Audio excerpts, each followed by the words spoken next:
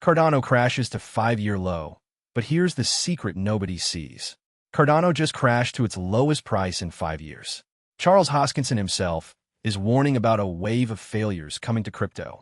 But here's what the panic sellers don't understand about what's actually happening behind the scenes. Right now, ADA is trading at levels we haven't seen since 2020. That's before the last bull run that sent it to $3. While everyone's freaking out, Hoskinson isn't talking about Cardano failing. He's warning about other projects that took shortcuts. Let me explain what's really going on here.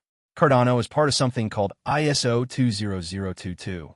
Think of this as the new global language that banks and payment systems are switching to. It's like upgrading from flip phones to smartphones, except for the entire financial system. The deadline? March 2025. That's less than 2 months away. Every major bank, payment processor, and financial institution has to speak this new language. And only a handful of cryptocurrencies are built to be compatible with it. Cardano is one of them.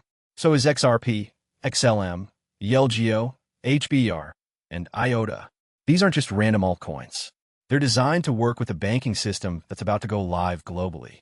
Here's why this matters to you. Right now, sending money internationally is expensive and slow. Banks charge massive fees. Transfers take days.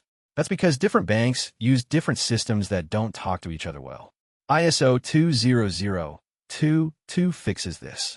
It creates one universal standard so money moves faster and cheaper.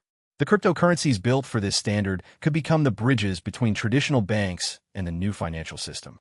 So why is Cardano crashing if it's part of this major upgrade? 2 reasons.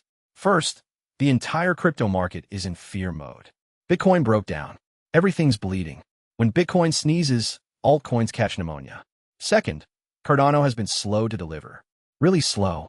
While other blockchains moved fast and broke things, Cardano took the academic approach. Peer-reviewed research. Careful testing. This frustrated investors who wanted quick gains. But here's the thing Hoskinson is actually warning about. He's saying a wave of failures is coming for projects that rushed and cut corners. Projects that prioritized hype over fundamentals. Projects that can't survive regulatory scrutiny or real-world testing. Cardano's slow approach might actually be its advantage when the dust settles. They've built relationships with governments in Africa. They're working on real identity solutions. They're not just chasing the next meme coin trend. Now let's talk about what ISO 20022 compliance actually means for everyday people.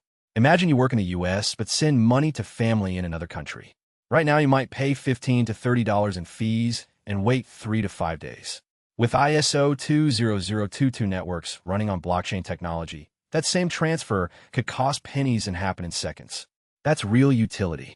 That's why these tokens matter beyond just speculation. The problem is timing. We're in a weird phase where the technology is ready, but adoption is still early.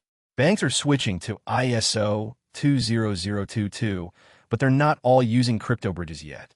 That creates this gap where the price doesn't reflect the potential. Here's what to watch next. First, the March 2025 deadline. As we get closer, watch for announcements from banks about their ISO 20022 implementations.